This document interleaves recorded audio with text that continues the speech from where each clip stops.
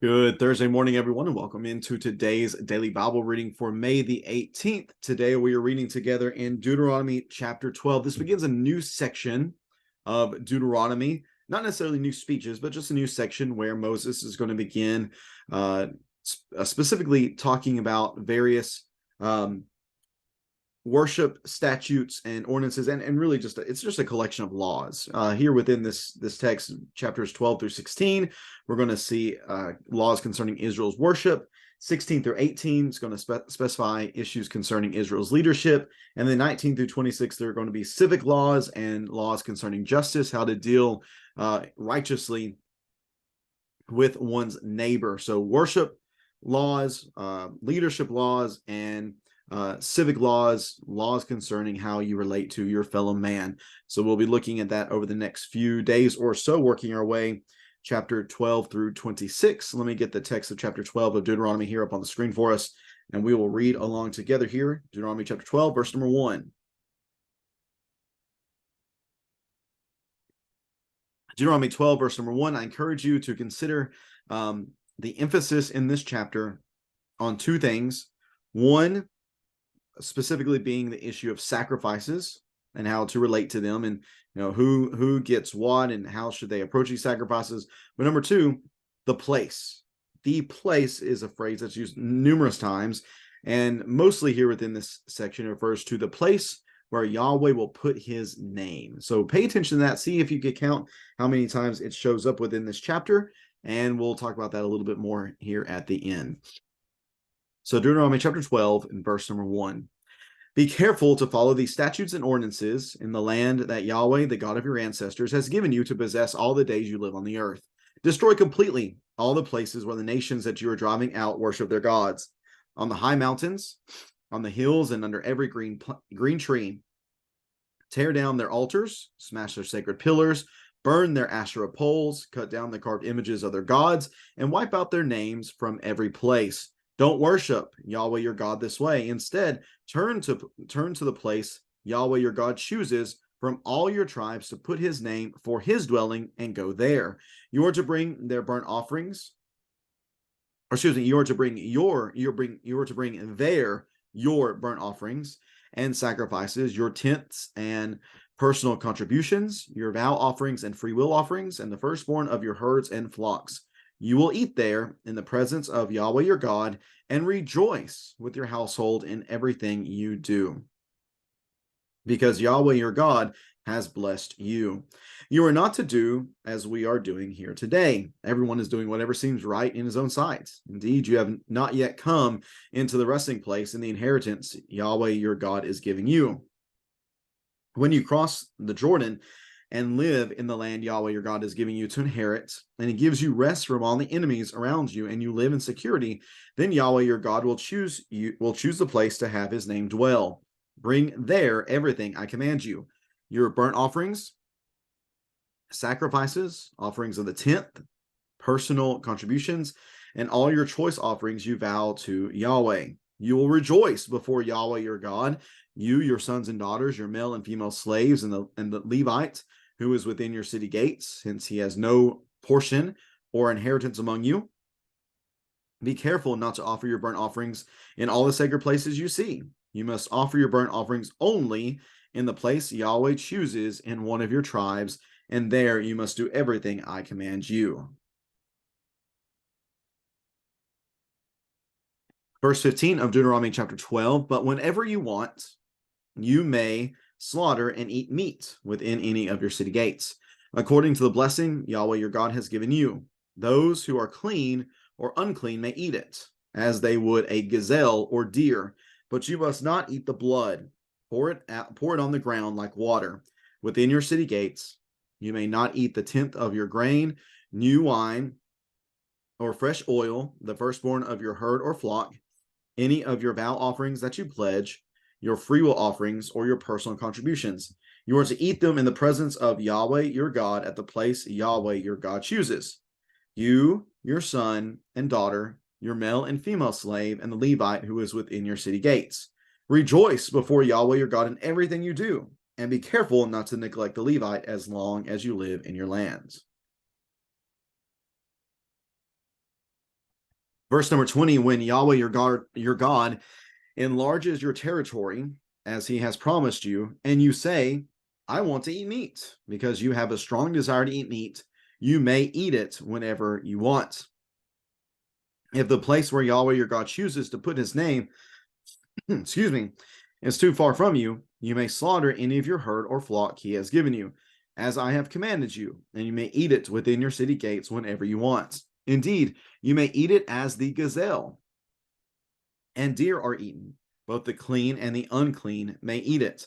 But don't eat the blood, since the blood is the life, and you must not eat the life with the meat. Do not eat blood or pour it, or excuse me, do not eat blood.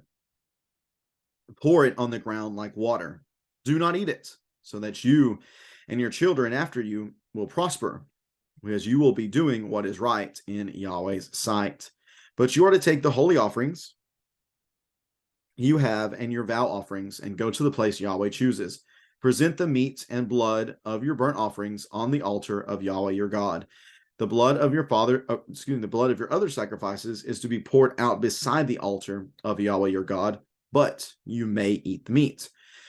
Be careful to obey all these things I command you, so that you and your children may, after you, may prosper forever, because you will be doing what is good and right in the sight of Yahweh your God. When Yahweh your God annihilates the nations before you, which you are entering to take possession of, and you drive them out and live in their land, be careful not to be ensnared by their ways. After they have been destroyed before you, do not inquire about their gods, asking, how did these nations worship their gods? I'll do the same. You must not do the same to Yahweh your God, because they practice every detestable act which Yahweh hates for their gods. They even burn their sons and daughters in the fire to their gods. Be careful to do everything I command you. Do not add anything to it or take anything away from it. And that is Deuteronomy chapter 12.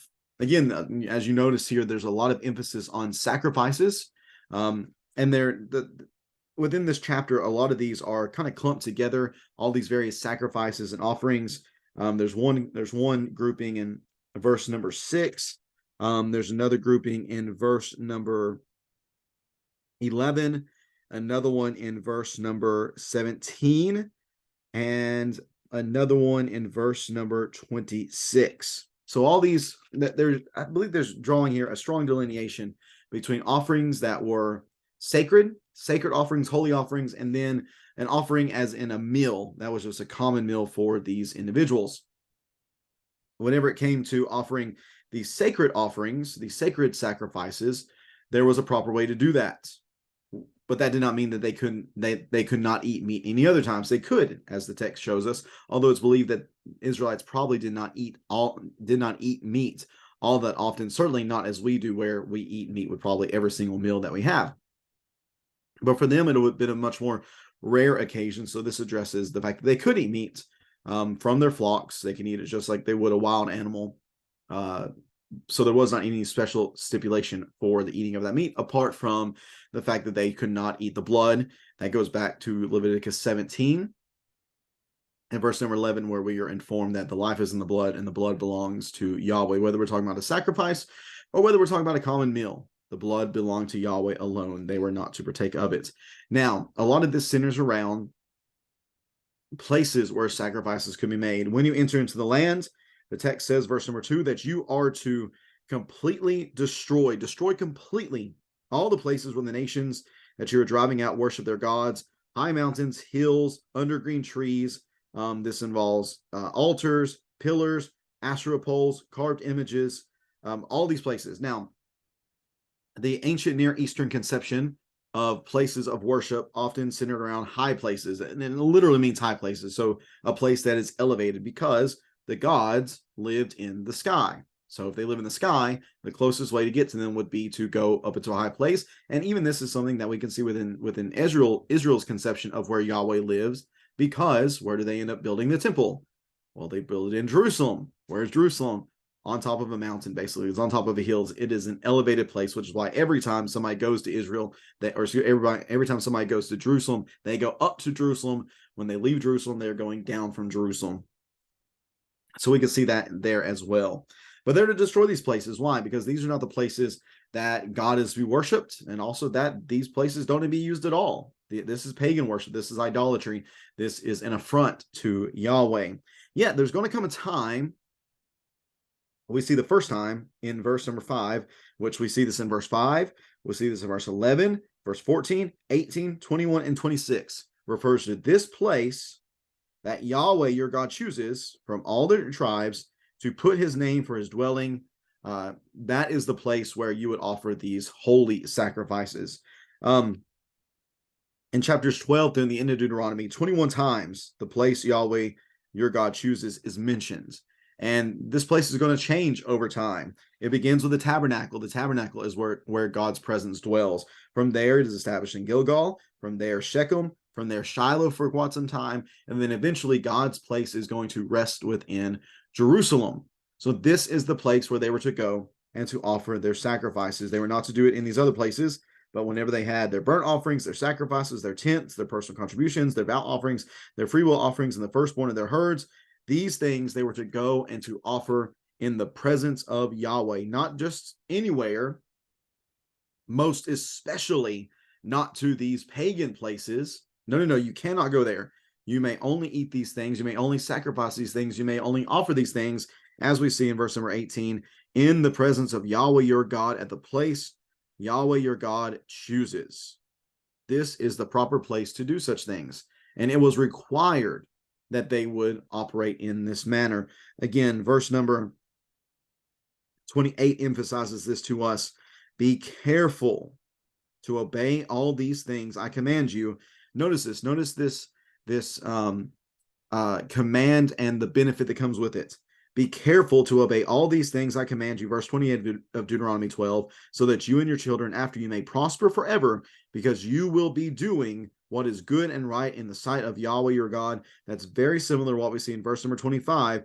Do not eat it, so that you and your children after you will prosper, because what you will be doing is right in Yahweh's sight. When they obeyed, when they did what was right, when they followed the commands of Yahweh, then very clearly they would prosper. Simple as that. Whenever you had these sacrifices to make, go offer them at the appropriate place. If you want to eat meat just as a regular meal, that's fine. Do so as God prospers you, but don't eat the blood, because that doesn't belong to you. That belongs to Yahweh. You need to pour it out like water. That is the stipulation for how they were to live into the land. Now, I didn't mention a lot about verse number 12 about helping those who are needy, because that's going to get a section all to itself later on. I think in chapter 14, that's going to be addressed a lot more, whether we're talking about slaves or the needy, those who are in the gates, the Levites. That will be discussed later. But finally for today, I want to focus on the end, verses 29 through 32, where, again, their worship practices needed to be shaped by the commands of Yahweh.